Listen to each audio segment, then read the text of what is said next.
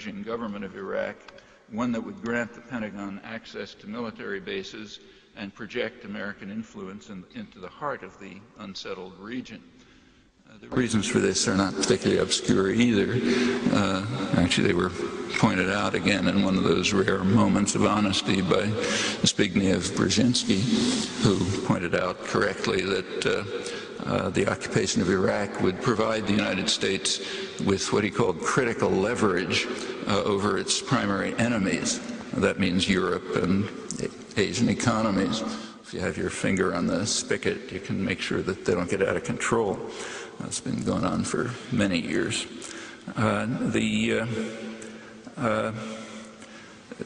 Washington asked to try to avoid these problems.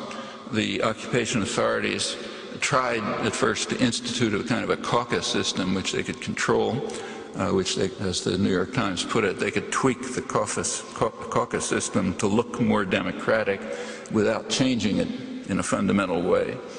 And Washington asked the United States, still quoting the New York Times, to endorse a future Iraqi government of nominal sovereignty and questionable legitimacy, by whose invitation the occupying powers would remain in place. And then U.S. officials added that they said they believed they have found a legal basis for American troops to continue their military control in Iraq, whatever Iraqis may think. And they also planned to write a constitution for the future government. Well, all of this was blocked by nonviolent resistance. Fatwas from Sistani, mass demonstrations, and others. And so matters continued until the U.S. and Britain had no recourse but to allow an election. And of course, once it could no longer be avoided, they, of course, took credit for it, presented it as a U.S. initiative, assuming that the facts, which were right in the mainstream, quoted a sample, but they assumed correctly that the facts would be disappeared in the usual manner. Once they had to accept elections, the occupying army sought to undermine them in any possible way. The independent media were kicked out of the country, as I mentioned. They ensured that their own candidate, Iyad Alawi, would be the only one to have access to state resources, meaning television and so on. Most of the others even remained unidentified. But they couldn't block the elections, and greatly to the distress of Washington, their own candidate trailed far behind. Well, then comes the next problem. Once you've allowed the elections, can you subvert them? There's little doubt that voters in Iraq, in the Arab part of Iraq, voted with the hope that it would end the occupation. There are U.S.-run polls, and they show overwhelming support for withdrawal of the occupying forces. That's actually affirmed even by the most hawkish and most respected Middle East specialists, people like Anthony Cordesman. It was a leading plank of the victorious Shiite alliance, and in fact even the U.S. candidate had to include it because of popular support. Tony Blair had an instantaneous response the next morning.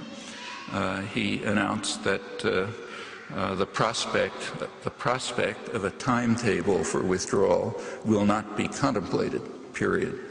So that's the British reaction to the free elections. Washington was about the same. It also announced that U.S. military forces would remain at least into 2007, whatever Iraqis may want. The Wall Street Journal wrote that Washington is attempting to secure agreement on a vague promise to withdraw eventually. There are other issues. Will the U.S. be able to pressure the elected officials to keep to the legal structure that was illegally imposed by the occupation authorities, which in effect would open up the economy to foreign, meaning mostly U.S., secondarily British takeover. Those are the questions now. Will the U.S. and Britain be able to subvert the elections that they were forced to accept? And there are sure to be continuing struggles over those matters, and what happens here and in the United States can have quite a significant impact. There will be, we can be sure, a major effort to project the required imagery about how the free and sovereign government wants the U.S. and Britain to keep a long military presence and to take over a commanding role in the economy and so on. That's normal, as in Indochina, Central America, Middle East, everywhere else. Well, that's the second example of the Messianic vision. Let's turn to the third example, Israel-Palestine. Recently there was a truce, a Sharon Abbas truce, which is in some ways welcome. It's better to have no killing than more killing. However, if you look at it, it was a tremendous victory for U.S.-Israeli rejectionism. The framework that was imposed is entirely theirs. The one substantive element of the truce is that Palestinian resistance, even against the occupying army, has to cease. That means that U.S.-Israeli projects can continue unimpeded without any form of resistance. There's not a single word in the truce about what has always been the core issue, namely the programs of U.S.-Israeli takeover of valuable land and resources of the West Bank. Particularly critical are the water resources, the West Bank aquifer, which about 80% of which Israel uses illegally.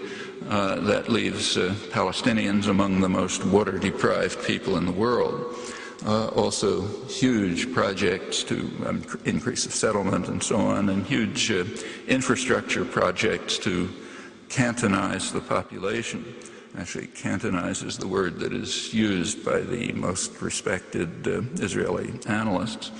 There isn't a word in the accord about the separation wall that's breaking up the West Bank, overruling the judgment of the World Court that it's illegal.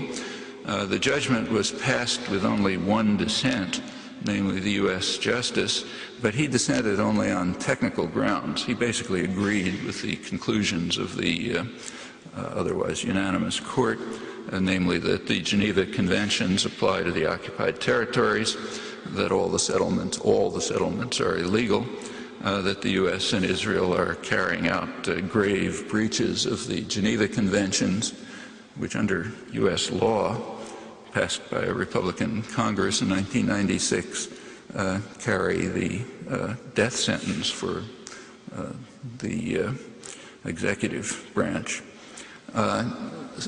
This is similar to Oslo in 1993, when the PLO accepted the Clinton doctrine that, as the Clinton administration put it, UN resolutions are obsolete and anachronistic, so we can put them down the memory hole. The settlement and the infrastructure construction proceeded without pause right through the Oslo years. In fact, the peak year of settlement was the year 2000, the final year for Clinton and Prime Minister Barak, and that continues. Settlement, according to official figures, was up about 6% last year. That's up to 450,000, including East Jerusalem, which was illegally annexed. Recent announcements effectively incorporate large parts of these regions into Israel. I keep saying U.S.-Israeli for a reason. It's cheap and easy to criticize Israel, but that's misleading. Israel can do nothing beyond what is authorized and largely funded and protected by the United States. And if you hear occasional bleats of protest from England and the rest of Europe, that's just deceit. Be more honest to just state outright approval, because there's a lot that Europe could do to prevent it if it wanted. There's a more general issue about the truce, the Sharon Abbas truce, and it's an important one. In 1987, under Reaganite pressure, the UN General Assembly passed its strongest resolution ever against terror, condemning terror in all its forms, calling on every country in the world to work to stop this plague of the modern era, and so on. It passed almost unanimously. There was one abstention, Honduras. Apart from Honduras, the vote was 153 to 2.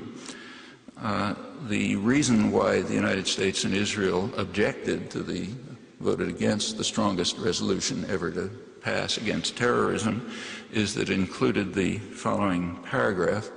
It said that nothing in this resolution shall prejudice the rights of people to struggle for self-determination, freedom, and independence as derived from the Charter of the United Nations, the struggle of people forcibly deprived of that right, particularly peoples under colonial and racist regimes and foreign occupation.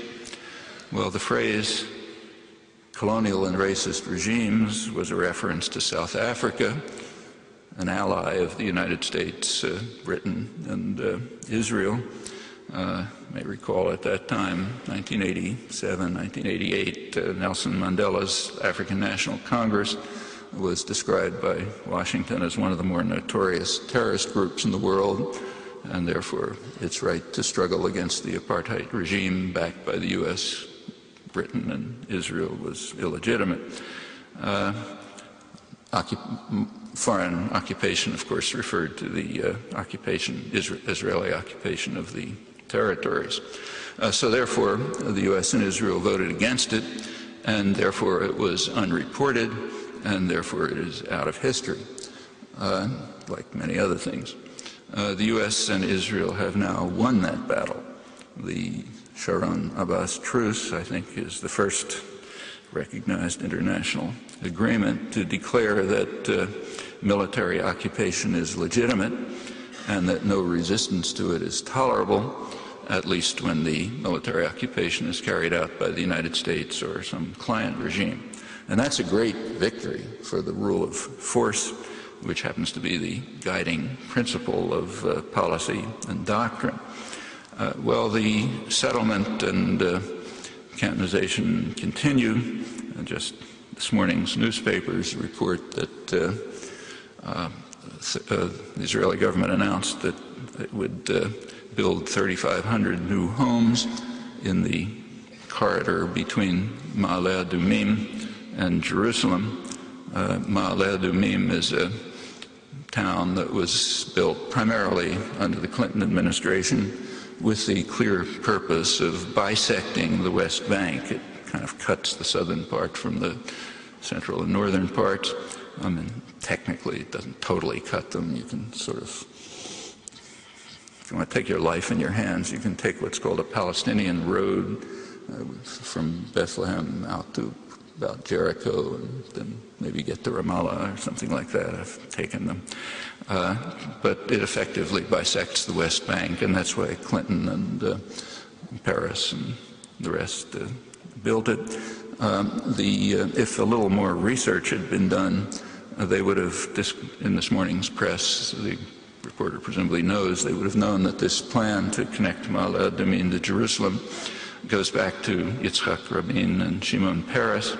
It's called the E1 plan, core part of what was called the first ring surrounding Jerusalem. There was to be a second ring farther out, and it's now being implemented within the framework of the Sharon-Abbas peace, illustrating the messianic vision again. After Yasser Arafat died, that was supposed to be a great impulse for democracy. The New York Times had a front page story. Headline was, "Hoping Democracy Can Replace a Palestinian Icon." In fact, Arafat had been elected in a closely supervised democratic election, supported by the United States, but the U.S. then turned against him, so therefore retrospectively wasn't democracy by definition. Abbas has actually been there before. In December 2002, the Bush administration formally reversed the long